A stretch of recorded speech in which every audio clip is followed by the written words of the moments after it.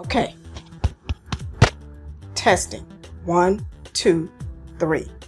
Okay. Sorry about that. But I just want to make sure this mic is working because I need to drop some serious knowledge on here today to all of my esteemed sisters. Now, if you're dating who you believe to be the one, your love, happily ever after, your person, and all of the above, well, you better stick around because today is story time, sis. And I'm going to drop all the tea on all of the details surrounding the arrest of Richard Brandon Coleman, the husband of Cora Jakes Coleman, aka BishopTDJakes' daughter.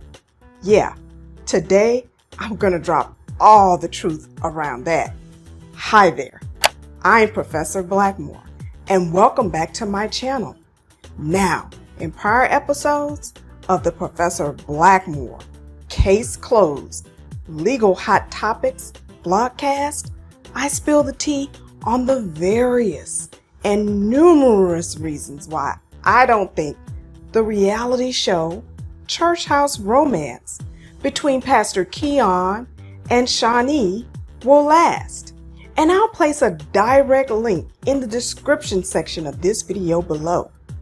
And in those videos, my main point was to point out clues that should alert you that your Prince Charming might not be what it seems. He might be a fraud. And I think this is even more important when you decide to actually get married to this individual.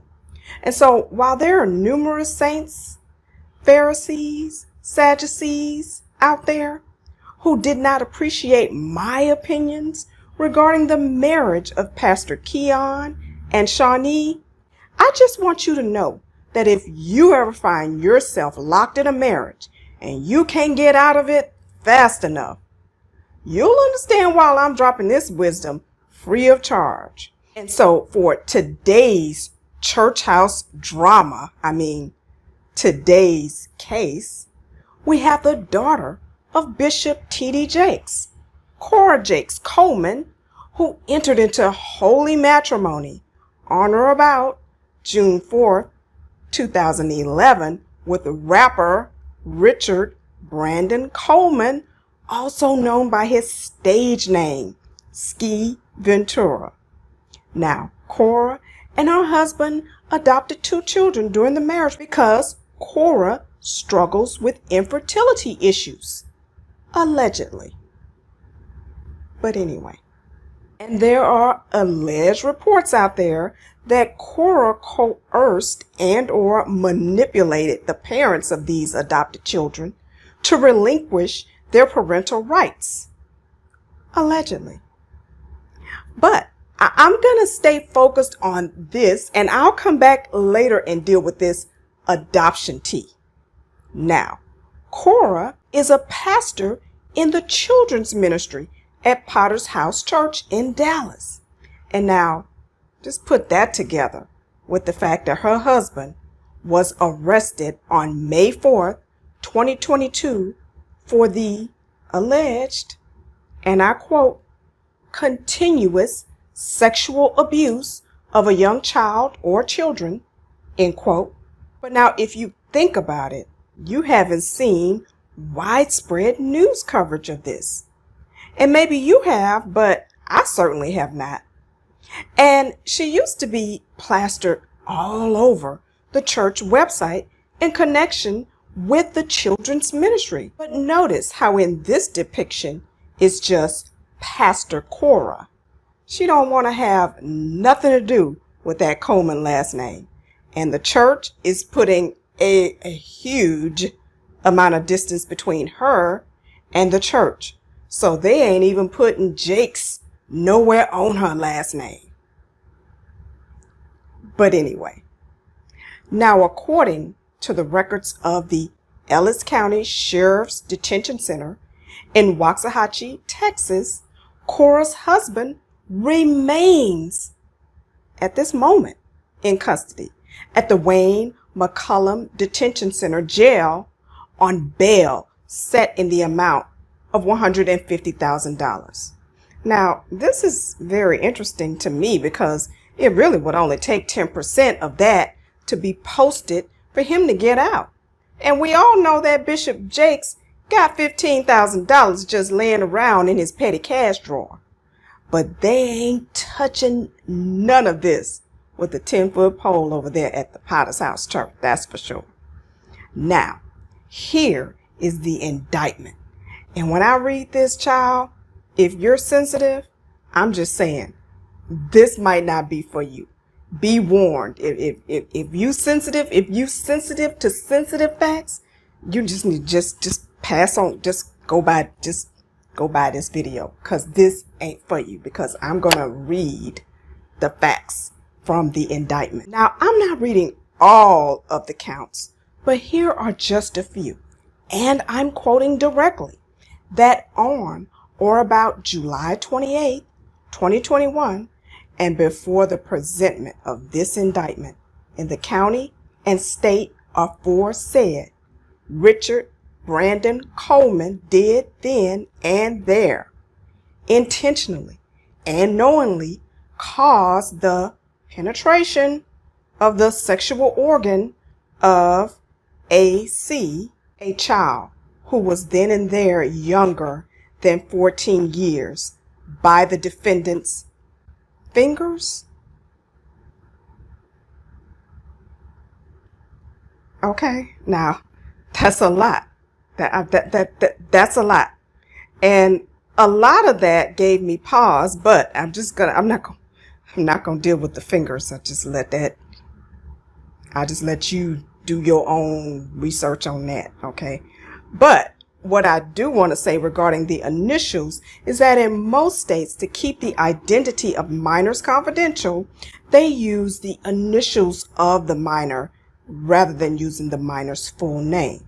So it does cause my eyebrow to go like way up when I see this C as the last initial, because his last name is Coleman and their adopted children's last names would be Coleman. And then adding on to that, in Texas, the allegation for an indictment would normally read for this type of charge, younger than 14 years of age, without specifically stating what the age of the child actually is.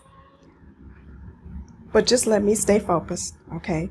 Reading on further down, quote, that on or about August 11, 2021, August 11, 2021, like a few months ago, and before the presentment of this indictment in the county and state aforesaid, Richard Brandon Coleman did then and there, with the intent to arouse or gratify the sexual desire of any person, engage in sexual contact with AC by touching her genitals with the defendant's hand or hands against the peace and dignity of the state, signed by the grand jury foreman.